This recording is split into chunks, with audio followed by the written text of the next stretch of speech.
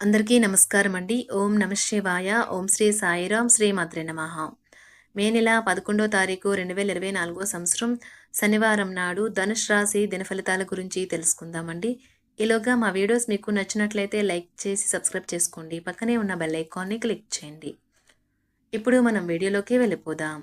ముందుగా ధనుష్ రాశిలో ఉండే నక్షత్రాలు వచ్చి మూలా నక్షత్రం 1, 2, 3, 4 పాదములు, పూర్వాషాఢ నక్షత్రం 1, 2, 3, 4 పాదములు, ఉత్తరాషాఢ నక్షత్రం 1వ పాదము ఉంటాయి.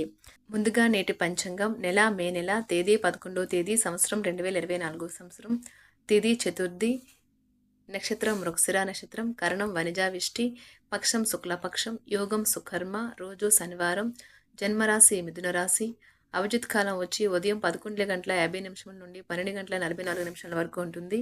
దుర్ముహూర్తం ఉదయం 5:32 నుండి 6:26 వరకు ఉంటుంది. మరలా ఉదయం 6:26 నుండి 7:20 వరకు ఉంటుంది.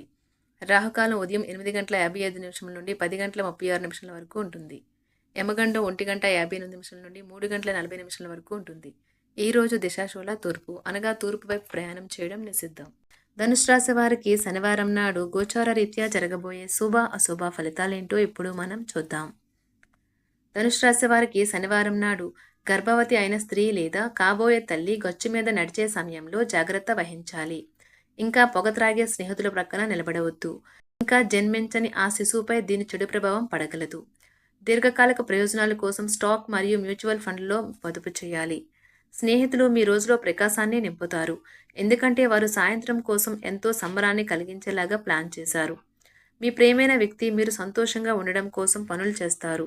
ఈరోజు మీరు ఒక స్టార్ లాగా ప్రవర్తించండి, కానీ మెప్పు పొందగల పనులనే చేయండి. ఆ పాత మధురమైన రొమాంటిక్ అనుభూతుల తాలూకు రోజులను మీ జీవిత భాగస్వామి సమక్షంలో ఈరోజు మీరు తిరిగి పొందబోతున్నారు. వ్యాపారస్తులు వారి యొక్క ఆలోచనలను పునః సమీక్షించుకోవాలి. ధనుసు రాశి వారికి శనివారం నాడు సంపద, కుటుంబం, ప్రేమ వ్యవహారాలు, వృత్తి, వివాహ జీవితం చాలా అద్భుతంగా అనుకూలంగా ఉన్నాయండి. ధనుసు రాశి వారికి శనివారం నాడు అదృష్ట సంఖ్య వచ్చి 9.